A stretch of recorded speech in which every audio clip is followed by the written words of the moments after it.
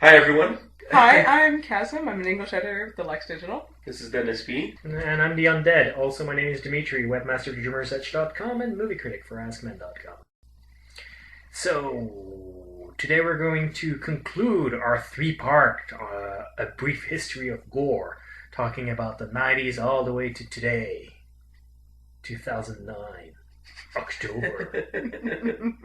Awesome. There's actually a lot that happened in horror in the last 2 decades, mostly because we opened up to the world. And so we're not going to be able to talk about everything, including J-horror, the Spanish gang led by Del Toro. We're going to talk about that in a separate episode, I think. And also the French new wave of horror that happened with Alexandre Aja. We're going to skip that. But what we are going to talk about is the postmodern influence in slasher movies, what I like to call the savvy slasher. The self-important horror films, a short period that is best forgotten, but we're going to bring it back. What we like to call torture porn. Yeah. We did not coin the term. I think it might have been Michael Phillips. I'm not entirely sure, but we're going to talk about that.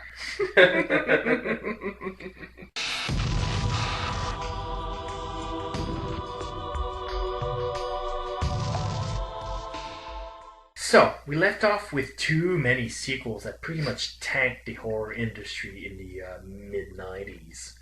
Yes, definitely. What did revive the horror industry? It's one movie, and that's a movie... That I really, really like. That's right. Being it a slasher, of course, which is my favorite. That's right. Horror genre. Dennis's favorite movie, Scream from 1996 by one of my favorite horror directors, Wes Craven. Yeah. And the ever-snappy Kevin Williamson on screenwriting duties. Yes, he was, I think that was his best script. Definitely his best writing. Yeah, although I did enjoy Scream 2 as well. Oh, yes, that's true. For sure. That really revived horror by bringing in postmodernism. Mm-hmm. Yes. The kids are savvy there. They're aware of the horror movie tropes. Yeah. Mm-hmm. It would be almost ridiculous if they weren't at this point. Yeah. Yeah, because horror had kind of gone a little bit campy near the mid-90s with all the sequels. Very campy, actually. Yeah. And Scream was a way of bringing that humor in an intelligent way instead of in a goofy way. Yeah. But adding to that, the beginning of Scream was also very powerful because it kind of emulated Psycho, whereas Drew Barrymore died before even, I think... she died in the first 10 minutes. In the first 10 minutes, right? Which a lot of people kind of didn't see coming, right? Although if you're listening to that now, you will. And I think the ending also is kind of very... the way they interact is very, I find, unique.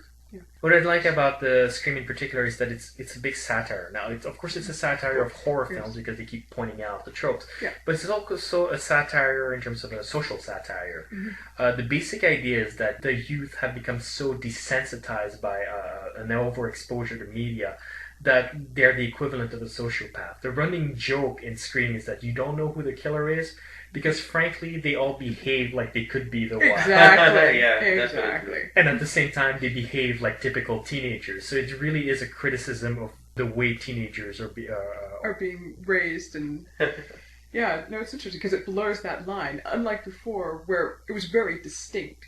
Who is the killer? Who are the victims? Now you're not quite so sure. Exactly. One of the most disturbing scene and at the same time hilarious scene in Scream is when the teenagers are at a party and learn that their principal has been gutted and is hanging on the football field, and they all go, "All right!" and they run to see it. I love the line when he's being asked, how come, you're a killer or whatever, and all he says, well, peer pressure. I think that kind of, shows us at what stage society was. No, I'm not sure it's an accurate portrayal of society. Yeah, but you know what I mean. It's pretty damn funny. It's pretty funny, It's very charming. And also, it has Wes Craven reinforcing the old themes, as usual. The women in the Scream franchise in general, but especially in the first movie, are very strong. Very, very strong. Actually, one of the running jokes in Scream as well is that Ghostface, who is the killer, keeps getting the crap knocked out of him. That's right, but every single person, regardless of the fact that they may be killed, they still fight with everything in their being. He earned. They don't make it. That's right. They don't make it easy. You're not going to take me out. That's really what it is. Ghostface earned his kills. So what it brought new to the horror genre is obviously the self-referential aspect, the pop culture savviness of it. It also brought back the whodunit aspect. We're moving away from monsters and more into who's the culprit, which is more reminiscent of early slashers. Yeah. And unfortunately, the twist ending. Starting from then, horror movies will keep trying to surprise you with an ending you didn't expect. Yes. Right. Even if it was completely unnecessary. Following that, we saw the true Attack of the Clones. I'm talking about movies like Urban Legend. Oh God, yeah. I Know What You Did Last Summer. I still know what you did last summer. I don't care what you did last summer. I'll always know what you did last summer. And the problem with them is that they failed to capture what made Scream great. The characters were savvy, yes, but instead of being clever savvy, they came off as insensitive jerks. Yeah. And the thing with Scream is that Scream was aware when it created an insensitive jerk. That was the running joke. Right. Here, we're asked to relate to these jerks. And the twist ending, well, again, Scream played on the twist ending as kind of like, look how arbitrary youth has become. That their motive, as you pointed out, barely makes sense. Yeah, exactly. Became twist endings that felt perfunctory. Yeah. The strength of Scream, the original, where it brought back, the horror genre back into the spotlight, made a lot of money, it revived it. It also, at the same time, caused it. I won't say its demise, but it caused a lot of bad horror movies to be made again. There really isn't much more you can say about that. I mean, people probably remember quite well M. Night Shyamalan. Still alive and kicking. The idea of those twist endings. What a twist. Well, he takes it quite far. But, yeah, when you get people like that, and it's just like, now that the twist ending, rather than being a twist, it's now it's predictable. It's predictable, right. It's predictable in the sense that, okay, there's going to be a twist, so there's really no point in my trying to figure out how it's going to end, because it's not going to end the way I was expecting anyway, which is really, really dissatisfying and annoying. I agree, yeah.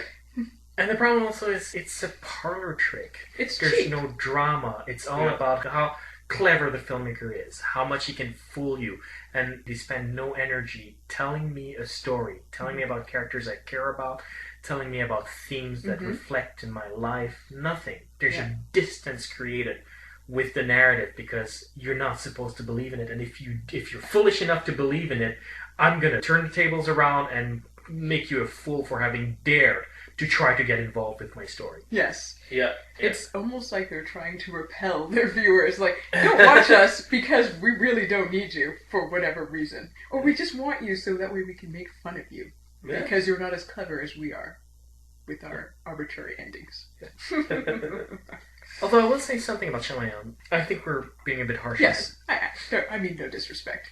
He does have some good qualities. Sixth Sense, I thought, was a terrific movie. Yeah. The twist ending works because it's part of the character's journey. Yeah. Bruce Willis's character, he's rediscovering himself because he's clearly lost touch of himself. He can't connect with his wife for reasons that... Yes, become clear at the end. Yeah.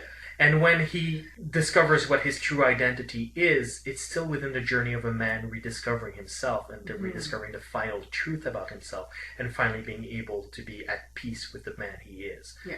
It works dramatically, which you can't say that about most twist-ending movies. Yeah. And the second thing I will say about Shyamalan is that a lot of his twists and turns that people say it's a twist ending are not twist endings. He got a lot of flack for The Village. Oh yeah, I remember.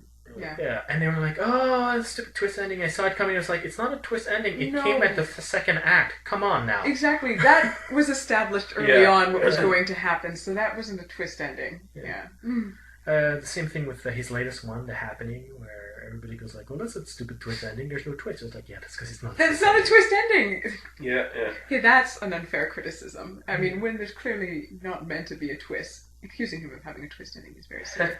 Because he really did it only once or twice in reality, and then he got saddled with like, it's a twist ending one. Yeah. Sixth Sense brought us something even worse, which is the serious horror thriller. Suddenly, with the success of Sixth Sense, quote-unquote real actors were willing to play in horror movies. Right. Yeah. But they weren't really willing to play in horror movies. They were only willing to play in horror movies that quote-unquote transcend the genre. Which means horror movies that are ashamed of being horror movies. Mm-hmm. And there's nothing more obnoxious than seeing a quote-unquote horror movie being smug about the fact that it's too good to be the type of entertainment that you're looking for yourself as an audience.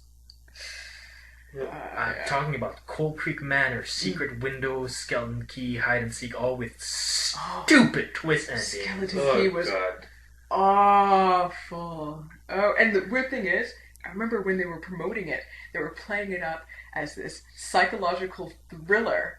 There's nothing. It has no substance to it whatsoever. I figured out the quote-unquote twist ending about 10 minutes into the movie and had to sit through as the filmmakers were dangling in front of me going, you can't guess it, can you? You can't guess it, can you?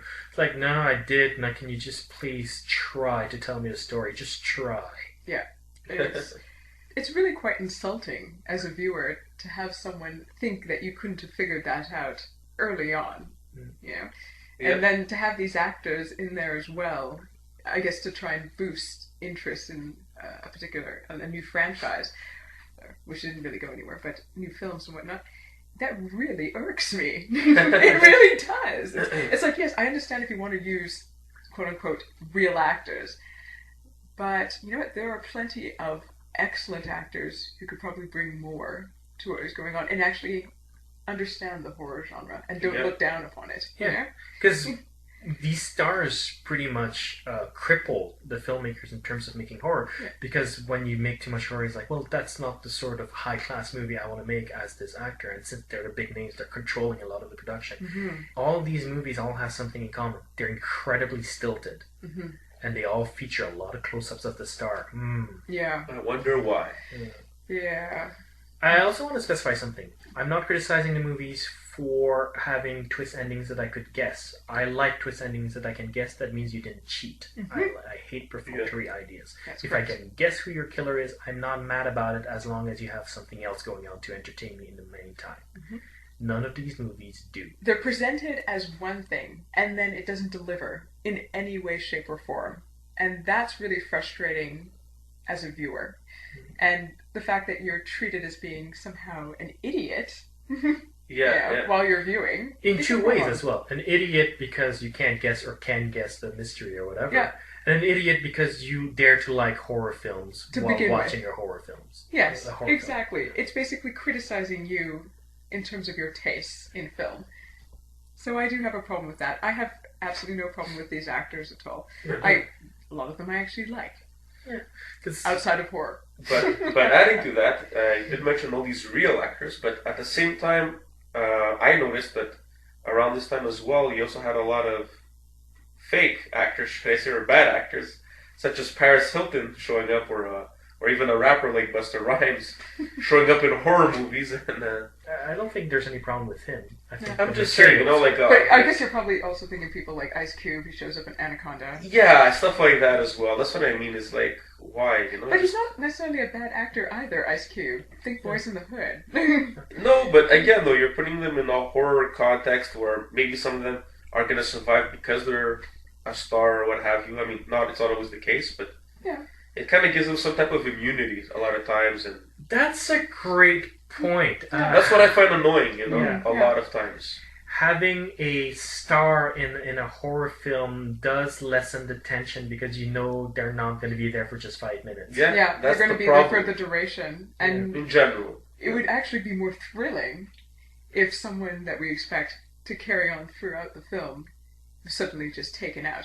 Like with having Drew Barrymore at the beginning of what made us it's so awesome strong. Because you're like, Drew Barrymore, she's been acting since she was like 5, very well known. You're thinking, okay, so we're establishing our main protagonist, and then she's gone. But that's what's so powerful about it, because they're saying to you, hey, you might know some of these names, but anything goes. Yeah, everyone's fair game. Anyone's fair game, and that's what makes it so powerful. Yeah. But that's a really good point. The idea of immunity for big name stars. Yeah. And maybe that was part of the problem with these films coming out, is that they felt they couldn't touch them. Yeah, it would be very hard, it was very rare that they would die. And they couldn't force them to do something they were unwilling to do for the purposes of story. Right. So they would much rather make a poor film and supposedly stay true to whatever ethics they have when it comes to acting. And that's my big problem with these more recent horror movies is a lot of stars or somewhat famous actors are attached to them. And it was a period of time. It was a period of time, a pretty prominent period of time there where a lot of them, Yeah, the holier than thou thriller, I like to call them. Yeah, oh god. Self-righteous. Good God. Again, I know we're like bordering on fanboyism here. We're well aware of it. We'll have a favorite era and all favorite types of movies, but we gotta name the bad with the good. Yeah, no, it's in the 15 or so episodes that we've had, we have prided ourselves on avoiding fanboyism. We're letting loose a little bit, but that's only because we genuinely feel that these products were made by people who denigrated their own audience, which we feel is baffling. It's not even that we felt denigrated ourselves, it's just I can't understand why somebody would make a product and then look down on the audience that's buying the product. Yes, definitely. That doesn't make any sense. But dark days for horror, because then we have to follow it with what is essentially torture porn. We're talking about movies like Saw, Hostel, everything by Rob Zombie, and Passion of the Christ. Mel Gibson. Okay, well, the context of torture porn, how that happened, it's very early on, so it's hard to confirm, but my speculation is it's the same thing that happened in the 60s with Watergate and Nixon. We were in the middle of the Bush administration going terribly wrong. Whether you're a Republican or a Democrat or even American, you have to admit that public perception of the Bush administration, not so good. I'm not here to make any political judgment beyond that. And so there was this feeling of anger that was really similar to what was going on after the Watergate scandal. And there's this childish rebellion that starts again. It's all about pushing the boundaries of good taste the same way it was during exploitation films in the 70s, I think. Yeah, no, right, I completely agree with that. That makes perfect sense. Yeah. I think also it's not a coincidence that torture became a huge theme while there was so much controversy about Guantanamo Bay. Yeah, and that's a major concern with people at this point.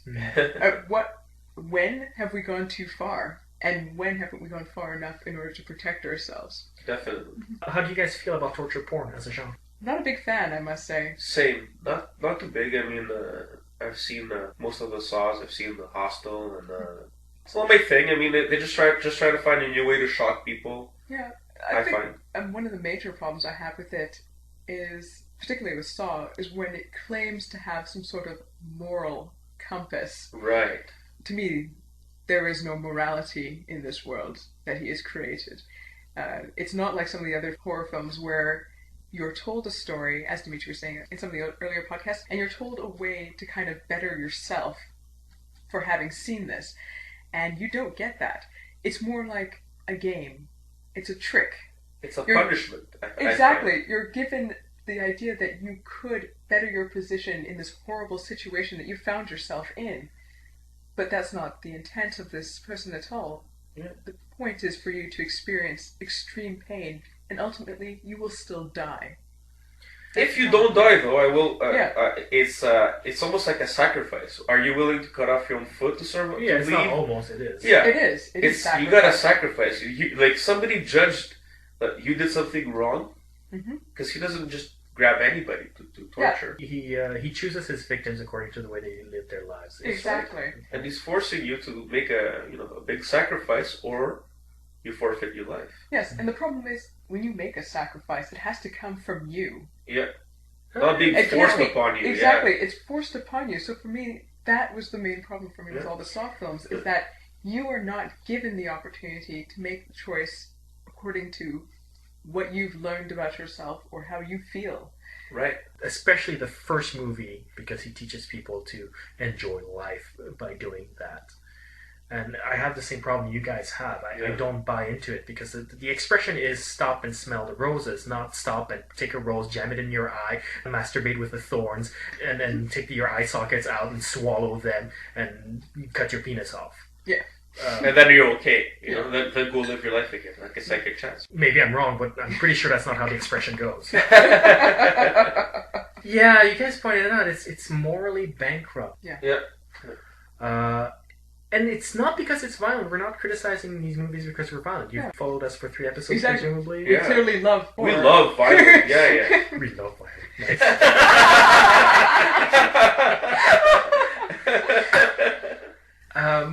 But in my case, at least, I don't criticize it for the violence. I criticize it for the nihilist context in which the violence is put in. That's it. There's no sense of hope. It's only the world is grim. You will die a horrible death. Screw you. That's really the spirit of those movies. Yeah, there's nothing redemptive about these films. You don't come away feeling like, okay, I've watched this, I've gotten something from this story. I never feel like that. I just feel like, so I've basically just watched these people die horrible, horrible deaths, and for what? For nothing. Yeah. Maybe that's the point, but, Yeah, I agree with you. Same thing. I don't find that there's really any substance, really, other than the torture scene itself or the, Yeah. I find now that they show way too much instead of leaving it to the imagination, like they did more in the past. Yeah, it probably has to do with the fact that you have so much at hand that you can use to really bring that experience home for people, Right. and they don't see why they shouldn't do it. Yeah, I think that's what it is. Because before it was economy. You probably couldn't do it in a way that you felt was believable. Right. Now you can.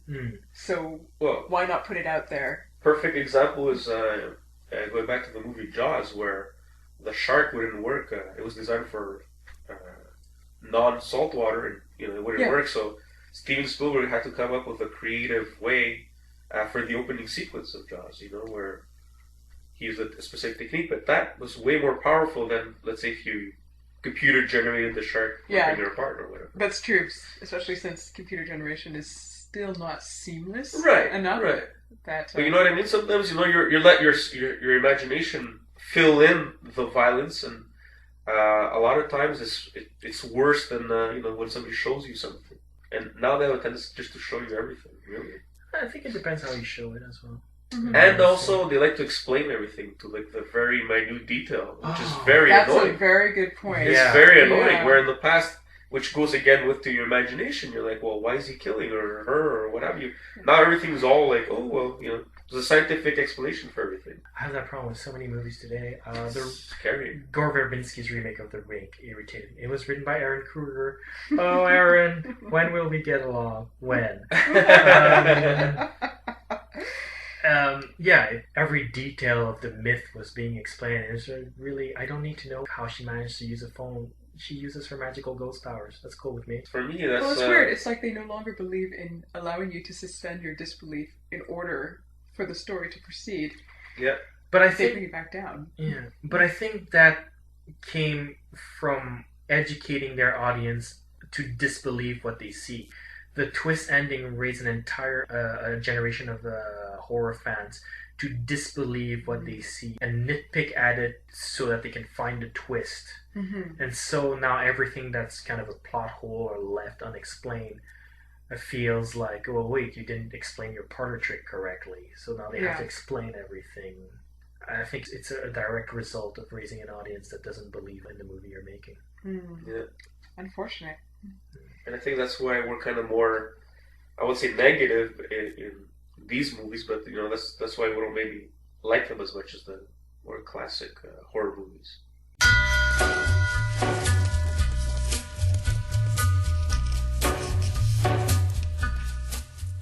So I guess that leads us to the Electric Boogaloo Factory. This, ladies and gentlemen, is when we take a movie that doesn't deserve a sequel and try to conceive a sequel for it. See, I've always had this question about some of the, villains of horror. And so I decided that if I were to make Sixth Sense 2, the conceit would be, I smell dead people. Because this was always a problem for me. You've got this sort of decaying, sort of corpse-like creature stalking people, and yet no one seems to smell them.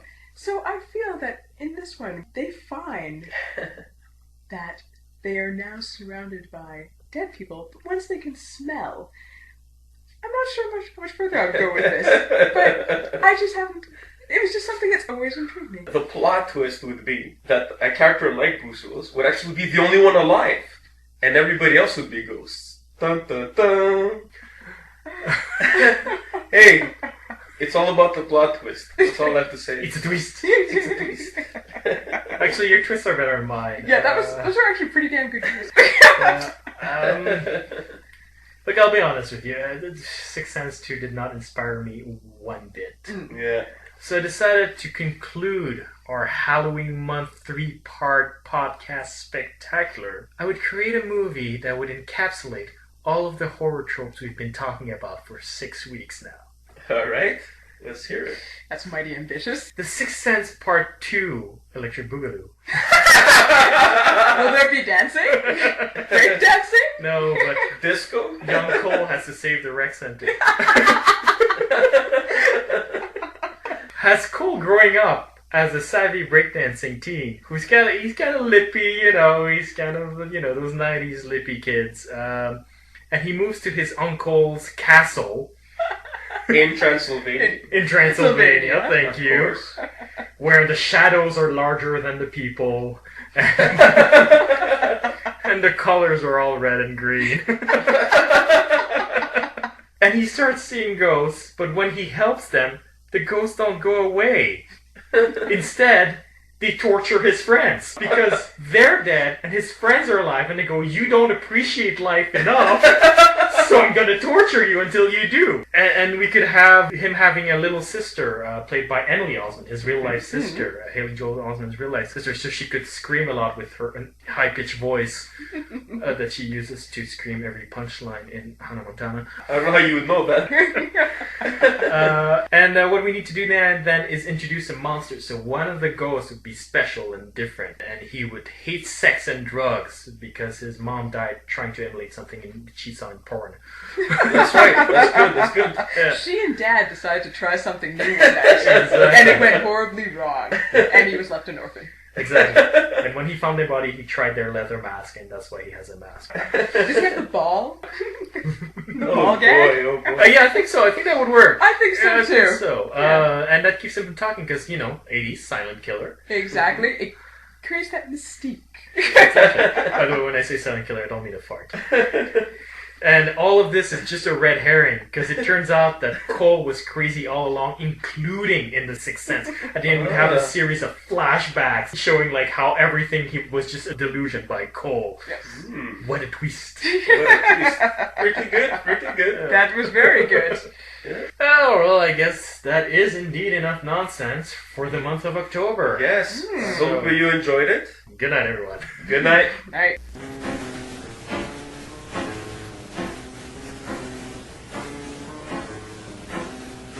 Happy Halloween. There you go.